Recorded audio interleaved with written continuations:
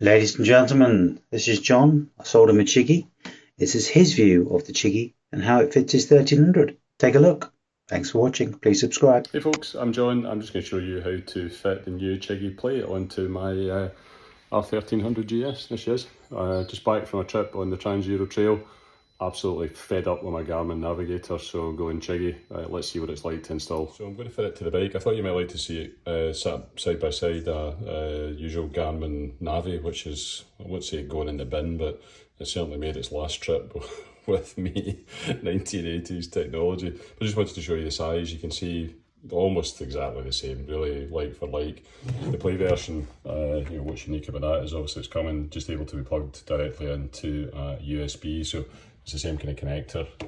I've got it fitted, well, rather than with the ball mount, I've got the one that will allow it to fit to the crossbar, so I'm just going to strip off the old Navi setup, get this on and we'll take a look. So 5 minutes, got the screen off, got the ears off, loosened the 4 clamping bolts that take the BMW Navi off. Obviously now we've got to dig a bit deeper and disconnect that underneath, which means this cover's going to have to come off for the radar. Interestingly here, I've just taken the wind deflector off and you can see that the front screws come out okay, but the back screw has actually brought the brass insert with it. Screws into the plastic. I guess it'll go back in okay, but the brass bit should have really stayed where it was when I was taking that off. Next right, swing that forward and this little hook will come out quite easily. So interesting, it's a little bit different than the next video, just because I've got the trophy version. My indicators are mounted up here, so they're part of this shroud for the front radar. However, I'm hoping that, I reckon that's the connector there, so I think that's going to give me enough access just to unplug it and get the old loom off. So what you can see is I've been able to pop the bottom black connector off.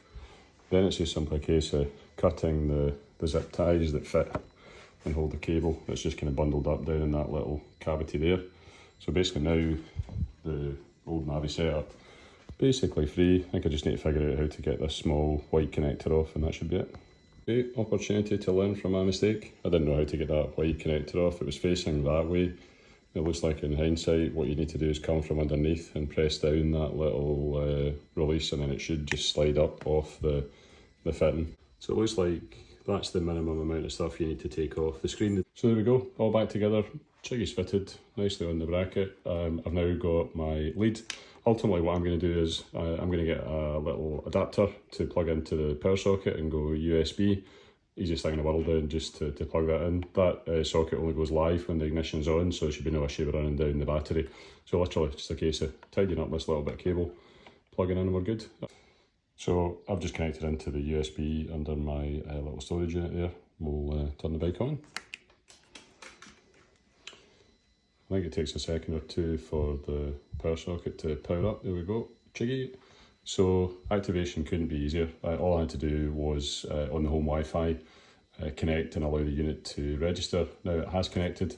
I can connect with Bluetooth on my phone. And that's it, gang. It could not be easier, as Nick says. It just works once you have connected your device for the first time on Bluetooth, just like the car.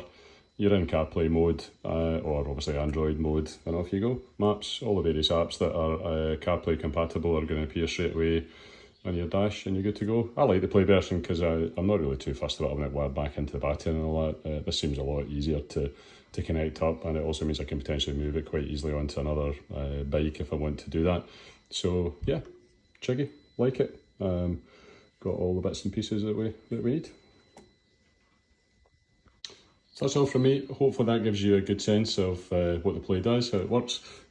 Easiest thing in the world to use. Exit back to the screen. I've not got any of the dash stuff connected yet. You need a separate connector for that. Not sure whether I will or not. For me it was mainly about navigation and music and phone and messages. Your device has these touch buttons across the top, so you can easily return home. You can switch views. You can lock the screen on and off. Quite handy when you get your gloves on. Haven't tried it with gloves yet, but looking at next videos looks class. So yeah, I'm off out for a ride, give it a proper test. Hope that was useful. Take it easy.